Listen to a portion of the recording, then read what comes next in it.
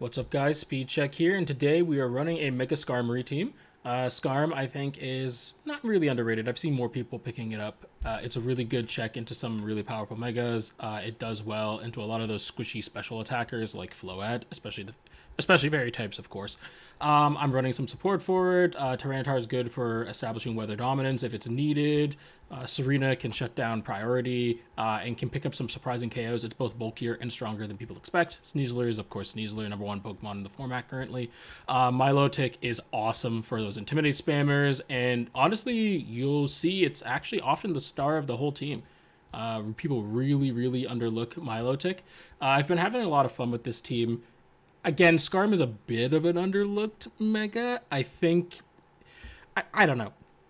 I think people just rightfully gravitate towards some of the others that are much more proven to be strong, and Skarm definitely has fewer opportunities to shine than others, but when it does shine, it comes in big. You can even do really cool stuff like stay base Skarmory if some powerful physical attackers are on the field because you have a higher defense stat. You have no real rush to Mega, especially because I run Protect on it, so I can easily Protect turn 1, stay Mega, and see what the enemy team is going to go for. Again, it gets Tailwind for support. It becomes very fast once it does Mega Evolve, and it also gets a lot more special defense when it Mega Evolves. Obviously, the attack and the speed are the big things, but the Spadef is not to be underestimated. It's a big boost, and that can help you survive things that you otherwise wouldn't be able to if you don't Mega Evolve. So it's a surprisingly flexible Pokemon that does its job more than adequately. So let's jump into the matches and see how they go. So the opponent leads with Arch Pelly, which is fairly predictable. They are running a team. This is a common lead pairing, so I was sort of anticipating that. I went with Sneasler and Milo just for options. Obviously, Sneasler's got Fake Out. I kind of don't know what I want to do here. I know Pelly wants to set up Tailwind, but I don't really want Arch to get a stamina boost, and I don't want it to get Electro Shot, so I have to kind of go into Pelly regardless. That said, Rain is up, and I know Milo can take one Electro Shot. I also kind of anticipated the Protect on the Arch, waiting for the Tailwind to go up, because he thought he might have thought I might just want to close combat the Arch, but I'd much rather just try to deny the Tailwind from going up, or at least make it so that Pelipper can only really get Tailwind up, right? So Scald on the Rain does a lot, even resisted, especially with Fake Out. So Pelly is really low. I know it will live if I double into it again. If I double it into it, it would die. But now I'm kind of debating, what do I want my Sneasler to do? Do I want to close combat Arch? I feel like if I do, Arch will survive. My Sneasler is jolly not adamant. But I decide, you know what? If we double into Arch, it definitely dies. But I'm also kind of thinking he might swap out, which he does. So here, I'm kind of kicking myself because the swap is so obvious. He didn't get his Tailwind up, and he used Protect. I should have gone for Dire Claw here. Close combat does a lot. I know Whimsicott doesn't run like any real defensive. It usually is just Sash, max speed, max special attack. But I was still surprised to see 52%. I go for Scald again on Pelly. If I get the burn, cool. If I don't, it doesn't really matter. I do get the burn, it doesn't really matter. He dies to another Scald either way. I know he's going to Hurricane Sneasler here. I thought I might live one. I was very wrong. I do not live one. So I know that now. I keep forgetting that every Pelipper is is just offensive with Sash. Then again, so what is Whimsy holding? Whimsy's probably holding Fairy Feather, right? Because Pelly doesn't have lefties, so it's for sure Sash. So I'm kind of thinking, what do I do here? He's going to get a Tailwind up no matter what now, because if Pelipper can't do it, Whimsicott will do it, and I can't outspeed Prankster Tailwind. So I'm kind of just anticipating, what do I do here? I do have one plan in mind. I can use Skarmory to set up Tailwind. Skarm will not die to a Weather Ball, especially if I Mega and get a big Spadef boost. So I want to counter Tailwind. I don't want him to get that up for free. I know Whimsicott's not going to really do anything. I also want to go for... I'm debating going for an Icy Wind here to get their speed lower so that I have the edge in the Tailwind. I'm even debating Muddy Water just to make sure I'm doing damage to everything on the field. As you can see, I'm really not sure what I should click. I ultimately decide to just go into Pelipper. It's probably not Protect. It might have Protect, but I doubt he tries to. He's probably going to try to just go for damage. Probably Weather Ball on Skarm, if I had to take a guess. But I should live one with the Spadef boost. Obviously, his Tailwind's going to go up first. There is nothing I could do about that. Realistically, I guess I could have protected here. and waited for Pelly to go down, but then Arch comes out. I just felt like this was the safest opportunity to get my own Tailwind, because I know Skarm is going to live one. Skarm then gets my Tailwind up, so Skarm is very fast, so Skarm definitely outspeeds Pelly. It'll definitely outspeed Archaladon as well. Pelipper goes down here. Rain, I think, only has like 2 turns, 1 or 2 turns left, and Rain is not going back up. So I can kind of stall Archaladon out of his Electro Shot opportunities pretty easily. He'll still get those boosts, but he opts to bring Dragonite in here. I'm not really sure what the Dragonite wants to do. So I'm like, do I protect to Scout? Or do I just go for damage? I opt to protect to Scout, and I'm just going to Icy Wind here. If it hits Drag, it slows it down, guaranteeing for sure that outspeed. I run a lot of speed on this Skarm, so it should outspeed no matter what. But this way, it's just a safe bet. It also breaks multi-scale, and I think Skarm's Brave Bird is actually going to potentially, if this is like an offensive Dragonite, which most of them are, I think it just goes down after it loses multi. Though once he Megas, I'm no longer so sure. Mega Dragonite is extremely bulky, even out of multi. It's what base defenses are like 90 HP or 95 HP, 90 or 95, and then over 100 in both defenses. It's extremely bulky. Protecting here was the right play. I get to see what he does. He goes for Fake Tears on Milo, which is, I understand the logic. He wants to make sure it gets one shot. But now the incoming Icy Wind is crazy. The Aqua Tail on Dragonite is fascinating. So this is a physically offensive Mega Dragonite. Aqua Tail, I guess, to take advantage of the rain. Either way, give me the +2 off competitive. As you can see, that was through multi. That was an Icy Wind through multi that did almost 40. A spread damage non-stab move did almost 40. Competitive is an incredibly strong ability. Going for fake tears there. So had he not gone for Fake Tears, I don't think I would have been able to take out Dragonite with a Brave Bird, but I'm pretty confident now that I actually can. I don't want Milo to die because of the -2 to Spadef. I don't want it to just go down to an Electro Shot, because I'm pretty sure Milo will just beat his Archaladon once the rain is up. And the rain, I believe, has one more turn. So I'm debating, do I bring out the Grill here? And I decide ultimately yes. I have Citrus. I should be able to tank anything. Once the rain goes down, Overheat is also going to do a lot to the Archaladon. And again, I'm pretty confident Skarm takes down Dragonite here. And if he doesn't touch if he does go for the Electro Shot on Skarm, yeah, as you can see, Dragonite goes down. The strength of Mega Skarmory, and the wiseness of my play to go for Tailwind, not to gas myself up, but I'm pretty happy I made that decision. He does Electro Shot. I'm expecting it to go to Skarm, but if it goes to Grill, I actually kind of want it to go to Skarm, because then I can get Milo in a lot easier. He does go for Grill though, but the rain is about to wear off. So he can't Electro again, which means he probably only has Draco and Flash Cannon.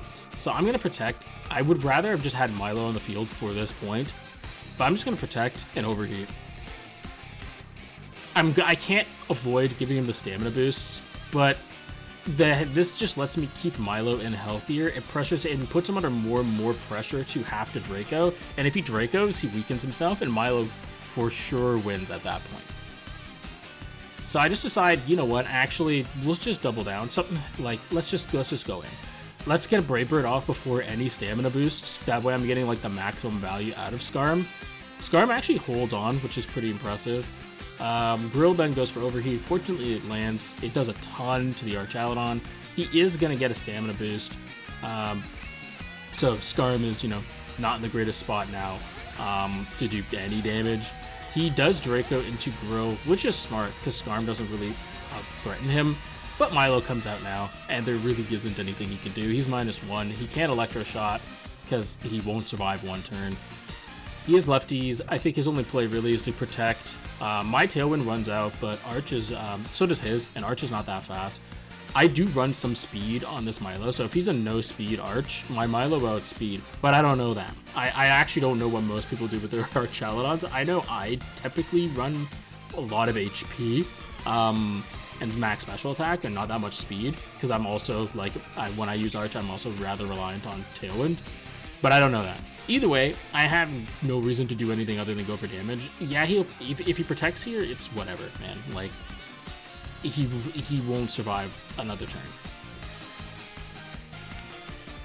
So obviously Brave Bird doesn't KO there. Skarm actually takes itself out, but it's more than done its job. It took out that Dragonite, chucked down Arch for me, set up Tailwind, which really let me stay in the game. And then, yeah, Milo just wins the game from there. So GG's to my opponent. Fake tearsing Milo, I understand the logic, but it was very short-sighted of him. Unless they just didn't know that competitive was a thing. And surprise, we're in the middle of the match because I forgot to hit the record button. But the match is going very well, so I really wanted to make sure I got this, win or lose. You can see the board state's in an interesting spot. I've got my Serena on the field, he's got Sneasler and Arrow. I've also got Milo. I am hoping to slow him down because I know Tailwind is coming. Unfortunately, I then remembered, oh shoot, this is going to... Icy Wind will trigger Sneasler's Unburden, which it did the turn before. So now I'm just kind of hoping to slow him down just to really see what the play is here. So you're going to wonder, hey, why not triple axle Serena onto the Arrow? That's because I just want to know for the future how much damage Dropkick is going to do to Arrow. I really should have triple axled here, but my curiosity got the better of me, and I'm like, I don't have the time to pull up the showdown calc, and I'm not going to remember later. Serena lives a Dire Claw. You might be surprised, but yeah, I do run a bit of bulk. Poison's unfortunate, but I figured she's going down this turn anyway. I should have triple axled because I know Arrow's going to go for Tailwind rather than do any damage, because there's nothing I can really do to stop that. I Scald into Sneasler because I would like to get it burned or KO'd. It does get burned, unlucky for the opponent, but it's a 30% chance. And he should have known that that was going to happen. So Dropkick does about 60 to Arrow. This is very good for me to know for the future. I really should have just gone for triple, because if I went for triple axle, Arrow would go down. You can see board state is relatively even. It is early. You get nothing, not too much was missed in the match. It was basically just that I knew that Arrow was going to go for Tailwind because Arrow got swapped in, and Sneasler was led, so there was no fake out pressure, really. That's pretty much all that you missed. So here, I just kind of want to keep going for... I'm really not sure what I want to do. Do I just Scald Sneasler, and then it dies to burn after, or do I just go for Arrow? I can protect with Serena, but I think she just goes down to Poison, so I'm just gonna not. He goes for CC on Milo, but because he's the burn, it really doesn't do that much. Rock Slide does come in. I really do not want to get flinched here, but we'll have to see. Sucks. Serena does go down. Serena did stop the fake out and could have killed Aerodactyl. It's my fault. So Serena's minimal value there is on me, not on her. But I got useful information out of it. I know Dropkick roughly does about 60 to the average Aerodactyl. Triple Axle would have just KO'd, provided I hit all three. I think even if I just hit... No, I would have needed to hit three, I'm pretty sure. Maybe two. No, three. Three for sure. So I'm in a decent spot here because Sneasler's burnt. Right, he revealed Mega Blast, and I had prevented Shell Smash shenanigans, essentially, early on. So I know Blast has a chance to come back out, but I don't know what his other thing is yet. So I go Sneasler, because then I get Fake Out. I get Fake Out pressure. Blastoise comes back out. I figured my opponent would want to bring it in because Tailwind is currently up. So you can kind of get a Shell Smash for free. I'm really not sure what he wants to do here. If he doubles into Milo, I just want Milo to be healthy. I couldn't just Fake Out here, though. His Blastoise, I believe, does actually have Fake Out. Sneasler does go for Protect. But this is a common mistake I kind of see some opponents make. I burned this Sneasler. I'm not that afraid of it anymore. I'm not that interested in it. At this point, I don't know if protecting is good. The longer that thing stays on the field, it's kind of a detriment to you now, right? A burned Sneasler really isn't accomplishing that much. It's just going to gradually die. It will do damage. It does like 50 flat to my Milo, but it'll go down to anything. It's close combated before, right? Either way, I'm not too worried about it. So I'm thinking that now. I'm like, I could Scald this, or I could just go for damage on Blastoise. Because this is the opponent's carry. Sneasler is burned. The opponent's carry, the damage the opponent is relying on. They swap the Sneasler out, I guess to get Fake Out in the future, but even then I'm kind of confused. Maybe they really thought I was just going to go into it again? But what I really want to go into is Blast to prevent things like this. Water Spout does not KO because Blast is not at 100% HP. I hit it with Fake Out earlier, before the opponent swapped out to get Arrow in. So Close Combat does a bunch. You might wonder why go for Scald here. It's because I really wasn't too worried. This also procs my Unburden though, and even with Tailwind up, I'm actually kind of thinking, hey, Sneasler might actually outspeed. This Blastoise did not get Shell Smash. I burned the Blastoise. This is unfortunate for the opponent, just luck-wise, like RNG-wise, but it really doesn't matter much for me. It doesn't really make much of a difference. Their Tailwind peters out, so now I know Sneasler's faster than anything, including their own Sneasler, so long as my Sneasler stays on the field. I can kind of double into Blast, or I can get some damage on Sylve. My Sneasler is extremely fast, but Sylveon will KO it this turn no matter what, because I'm not currently running Fake Out on this Sneasler. I am really heavily debating that, but I know the moment I run it, I do run Fake Out, I'll run into a Basculegion that I really wish I could throw Chop. So I don't think that's a bold max Sylveon, but it's definitely a Sylveon with some defensive investment, because I feel like Dire Claw would have KO'd. If I was adamant, it would have KO'd, but I'm jolly. But I still feel like that should have KO'd. So as you can see, Water Spout's really not doing anything. I'm not sure why the opponent went for that. Maybe they thought Water Spout would have been enough to KO Sneasler, but you have Sylveon. Maybe they didn't expect their Sylveon to survive, so they just wanted to make sure they got as much damage on Sneasler as possible. Not sure. Either way, I go down here. Blastoise might go down to the burn here. Milo is still on the field. You're seeing the value Milo gets. This opponent has not been able to get rid of Milo, and with the Sneasler burned, Milo is kind of invincible here. I kind of see the game as checkmate at this point. There's no Tailwind. Fake Out is a thing that Sneasler can click. The only thing I really fear is Mystical Fire from the Sylveon into Skarm. But I don't fear it that much. It goes down to one hit. I opt for a cover on Milo, because even if he, like, Milo will be faster than Sylveon, and I know Milo will survive a close combat going into it. So I just decide, you know what, guarantee the win, make sure Milo's full HP, get myself out of crit range, all that good stuff. That's kind of what I'm thinking. Skarm Mega's here. I want the extra Spadef so that Hyper Voice does less to me. Skarm gets what, like extra like 50? It goes from, no, 40, because it goes from 70 to 110, right? Either way, I also go for Protect here, just because I figure Fake Out might come into it. Fake Out goes into Milo, which is a little scary, but I know Milo will still live another Hyper Voice, and at this point, it kind of doesn't really matter. If Sneasler goes for Milo, then that's fine, because Sneasler can KO Milo from here with close combat. But again, Burn Sneasler really can't do much to Skarm. So, realistically, I'm not sure what I'm, like, actually thinking about here. I think I'm just thinking about what move do I bother clicking with Milo? Do I bother clicking Recover? Do I just go for damage? Because I'm fine. I'm actually fine and really anticipating Milo to go down here. It's just a matter of, like, yeah, like I knew what I wanted to do with Skarm. I'm Iron Heading Sylveon every single time. I know Sneasler has Protect. I don't know Sylveon does. So obviously I go for Sylveon. I did not anticipate, by the way, my Skarmory to outspeed Sneasler.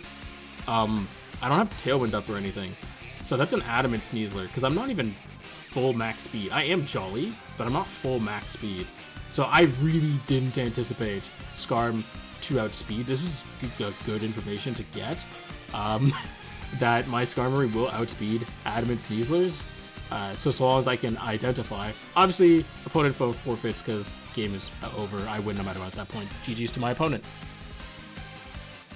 Okay. Opponent's leading Scizor, Incineroar. Very, very interesting. I had a feeling Incin would lead. Milo is always just a really safe lead, and now I'm in a great spot. This is beautiful. Nothing on the front threatens me. Incin can obviously Fake Out, but I can also just Fake Out the Incin. Scizor probably wants to Mega. It might set up Tailwind, but I can just hit it with a +2 Scald. If I get the burn, great. If not, the damage certainly is going to do something. I'm debating switching because I could bring Skarm, but like, why? I know Incin just wants to click Fake Out so he can make it safely, so just Fake Out the Incin. I'm faster. My Fake Out will go off first, and I'm confident that Scizor can't OHKO Sneasler with anything, not without SD first. Scizor, as you can see, does indeed Mega. I just feel like if you're bringing Scizor to doubles right now, it's Mega evolving, so I was fully anticipating that. Fake Out Chip is Chip. I do go for Scald here on the Scizor. It does a ton, thanks for that +2. I get the burn, but as you can see, this thing was going down next turn no matter what. He does go for X Scissor, And as you can see, X-Scissor was never going to KO me anyway, though it would have been a 3-hit. Milo outspeeds Incin, so, and actually Scizor. So frankly speaking, even if he hadn't been burned, I would have been completely fine here. I could have just KO'd it next turn with another Scald, while my Sneasler just goes for on the offense on Incin, which is what I opt to do. This way, if he greeds to stay for a parting shot, which I think he did, he's gonna go down. I know my Sneasler's -1, but not really because of White Herb. So yeah, Incin goes down. And then Scizor is also just going to go down. Again, as you can see, the bird quite literally did not matter. I'm not sure what buttons my opponent clicked there. I guess they probably wanted to parting shot. Maybe they just forgot about White Herb and thought Sneasler would not KO Incin. But they kind of were in a... Or maybe they just realized, like, maybe they're just thinking, there isn't really a good opportunity for me to bring Incin out. So Rotom Wash comes out, and their own Sneasler comes out, so I know Fake Out is coming. Rotom Wash can go for fairly big damage. I'm at +2, so I kind of want Milo to just stay in. Milo's going to do a ton to Sneasler. If I could just hit with a +2 Scald, that might even KO. I might get another burn, who knows, right? So for my Sneasler here, keeping Fake Out is valuable. I know I have the Unburden boost, so I am actually like faster than the opponent's Sneasler. But I know Fake Out he's going to want to click Fake Out, so I'm going to bring Serena here. Serena is also being brought out because the Pokemon that I am specifically added her to the team for is on the field, and that is from Rotom Wash. This team is very scared of Rotom Wash. They don't always run Willow. I burned the Sneasler here. This is unfortunate, in particular for the opponent, but I don't think it would have mattered. I already know Serena can live a Dire Claw, so I don't think it mattered in the long run. They get the hacks back on me, even less likely hacks, the 10% para with Thunderbolt. So that is that. I do run the risk of being full para, but the opponent just FFs. I think they just kind of realize like they're in a bad spot, and I've got my full party up, so GG's to my opponent. Alright, opponent leads Ferrograph and Incin. Kind of what I expected. They do have quite the Trick Room team. I led Sneasler Milo. Again, I had a feeling Incin was going to come up to protect the Ferrograph. I led Sneasler just because I have a funny opportunity to potentially just go for big damage on one of them. Because I don't know who he's going to fake out. Faking out Sneasler makes sense, but faking out Milo, like, Incin's under a lot of threat here. I'm going to do a lot of damage to it, regardless of what happens, because I can just double into Incin. Normally, it's like, oh, double for the Trick Room setter. Not possible. Even if Sneasler gets a Throat Chop off on Ferrograph, Ferrograph just won't go down. If I get close combat, again, I'm pretty sure Ferrograph lives one no matter what. So I'm kind of like, what do I do here?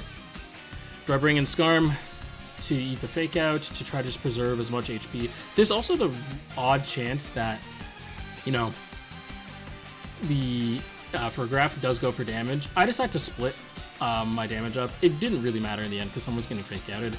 So Sneasler is going to get this big close combat off on Incin. Incin lives. This is a pretty physically defensive Incin, because that wasn't even a Chobble Berry or anything. I tend not to run as much physical defense on my Incineroar, but maybe they ran enough just to guarantee that they would live one close combat from Jolly Sneasler. Again, Adamant would have made a difference there, but I just prefer to have the chance to win the speed tie, right? So Trick Room is up now, and I'm like, oh no. I can't click Icy Wind on Milo now. It makes no sense to do so. And my team is definitely on the faster end. So I'm kind of like, alright, well, the Sneasler does not run Protect. I really wish it did. Throat Chop is cool and all, but Protect is also really cool. But the other three moves are non-negotiable. So I'm kind of like, oh no, what's happening? I feel like Psychic is coming in on Sneasler, but keeping Fake Out in the back is really nifty because Trick Room will wear off. I can just kind of stay and try to grind down the Trick Room. I decide to go for some damage on Ferrograph because I'm anticipating that Incin might just like parting shot out. I don't know why. I probably should have just gone for damage on the Incin, but I want to threaten the Ferrograph as much as I can.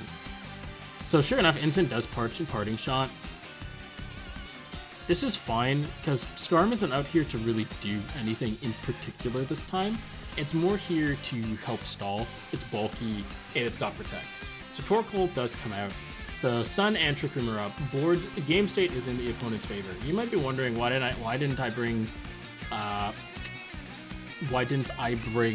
Tyranitar?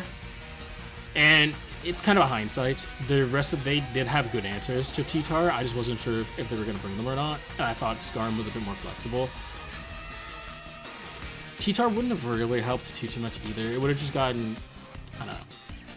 Rock Slide Chip would be nifty here, but I kind of like the play that I went for. I have no real choice. I want to just go for Scald on Torkoal at this point because I want to reduce Eruption's damage, because that's what this team setup does. It just clicks Eruption until they win or lose with it. Trick Room and Sun are up. So this is Sun boosted, but it's a spread damage move, and Milo is Milo, so Milo just eats it just fine. It does Psychic in Milo. I wonder if they just know that their team can't beat Milo, or if they are worried. Jeez, that was a Sun reduced Scald, but I am a +2 Milo, so I think they're worried about the +2. The funny thing though is if they get this Pedef drop on me, they give me another +2. I don't know yet what this Torkoal has. Some Torkoals, not all Torkoals run Solar Beam. I've seen Torkoals that just run like Eruption, Heat Wave, and like Protect, and I've seen like 3 Fire move Torkoals before. So I'm like, huh, Milo beats this team pretty bad because Fergraph can't really beat it. Insyn's weak to it. Torkoal's weak to it. I just have to bust stall out for time here. So I'm kind of like, what do I do? So I want to bring Sneasler back in because I know Eruption's much weaker.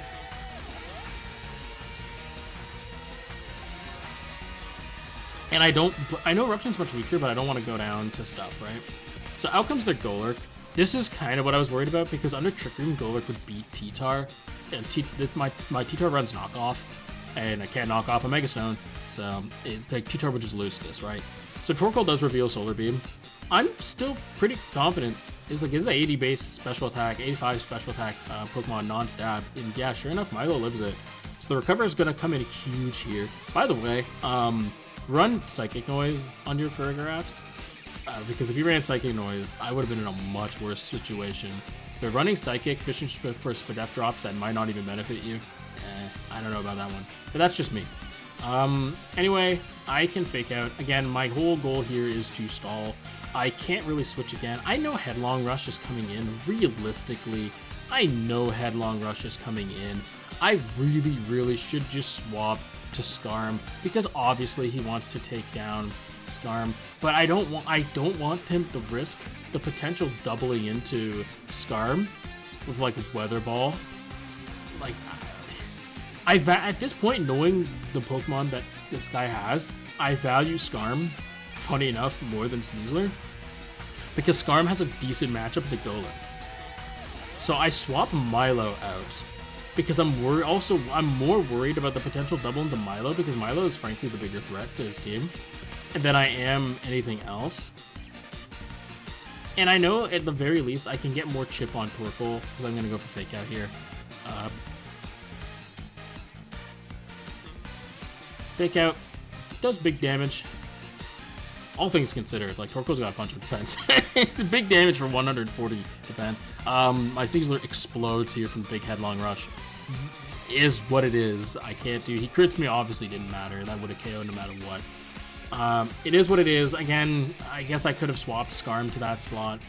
But either way, Trick Room's over. This is what I wanted. I wanted Skarm on the field for when Trick Room runs out. I've got options here. I can bring Milo, or I can bring Serena. I know he still has Instant back. But the thing is, if I put Milo on the field, Instant, he doesn't want to switch in, because he doesn't want me to get another +2, right? Sun, I think, has 2 turns at this point. But Scald is going to do big damage to whomever I target. I'm much more worried, I suppose, at this point about Golurk than Torkoal. So I'm kind of debating, hey, what do I go for? Will Ironhead KO the Torkoal? I don't know why I'm hesitating on that front, because I think it will. It's got 13%, Mega Skarm stronger. I'm also kind of debating not Megaing, in case, like, a physical move comes in, but I just have to KO Torkoal here. If I can get rid of the Sun aspect of their team, Milo just kind of beats the rest of the team. So Torkoal does reveal Protect. It had not protected before now, but Trick Room's over, so I don't blame him for trying. I wound up going for Brave Bird anyway, by the way, just because I was really unsure. So even Sun reduced and not +2, that Skull does a ton to Golurk. I do get another burn, 30% chance though. Golurk goes for Polter. Polter. Yeah, it actually would have KO'd without the burn. So that was actually just me underestimating how strong Golurk is. That burn is the first burn in this video that absolutely mattered. That would have KO'd me. I'm going to recover now though, because I know he can't KO me. And with Golurk burned, Milo for sure just wins. I decide, hey, let's go for damage on Torkoal again, because then it can't swap back in and get Sun up. And if something does swap in, they're going to eat a big old Brave Bird. He does take the Torkoal out because he wants to get Sun up to weaken Milo in the future. I do go for a big Brave Bird. Golurk protects. I was not interested in attacking Golurk this turn anyway, so this was good on me. Protecting your burned mons. This is twice that this has happened. So Farigiraf lives this because the thing, it's just really fat. Unfortunately, Farigiraf has not yet revealed if it has Protect or not. So despite board state being favorable for me, there's a chance he protects and goes for damage on Skarm. I know Mega Golurk is burned, so I probably live. Like, you can't click Headlong, you can only click Polter. I think maybe I live a Polter, but I'm not actually sure. Regular Skarm at this HP would, but with the 30 less base defense, I'm not sure. I'm kind of in a position where, realistically from here, I don't know why I'm so worried about Trick Room. I'm really worried about Trick Room, but I don't think I should be at this point. Golurk is burned, Torque's almost done, Instant's pretty much done. I should just double into Golurk here. I really should have. I should have just doubled into Golurk. But I don't. Farigiraf reveals Protect. So, unfortunately, I doubled into it. I don't know why I doubled into it. That was, like, even dumber of me. I don't know why I did that. That was really bad on my part. That's probably the worst turn of this video from me. He goes the Ice Punch, but then this happens. I get frozen. The 10% Ice Punch freeze. Unbelievable. I was a little cheesed at this point, because I'm like, dang, I'm in a really bad spot now, because I'm not actually confident Scald will KO for Farigiraf from that rage, because now I'm weirdly, like, doubtful of, like, everything right now. I know I really want to try to stop the Trick Room from going off, and I know he can't Protect again.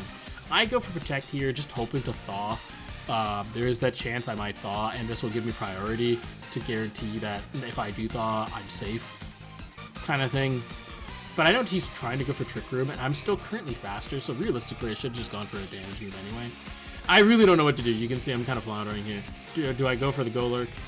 I probably could have gone for Golurk, and I would have KO'd it. And I should have gone for Golurk, because I would have KO'd it, because I forgot the last time I hit it with Scald, Sun was up. Sun's not up, Golurk would have gone down. Instead, I hit Farigiraf. I leave it at 1%, man. I leave it at 1.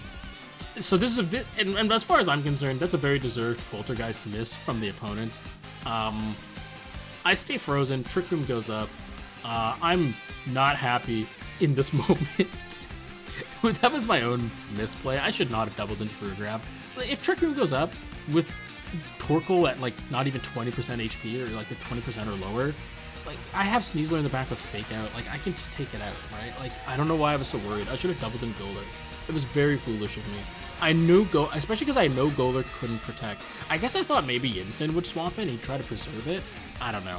I didn't think he would fish for an Ice Punch freeze, and you know that's what he did, because now all he's doing is going for Polter on Skarm, which I think might have KO'd anyway, but he wasn't sure, so he went for the Ice Punch freeze and actually got it. At least when I'm clicking Scald, I'm not clicking Scald to get the burn. I'm clicking Scald for the damage. At this point, funny enough, I'm actually hoping for the -1, because then I get competitive.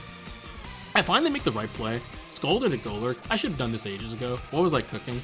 Nobody knows. At least I understand the logic behind my misplay. I was just really trying to stop Trick Room from getting up.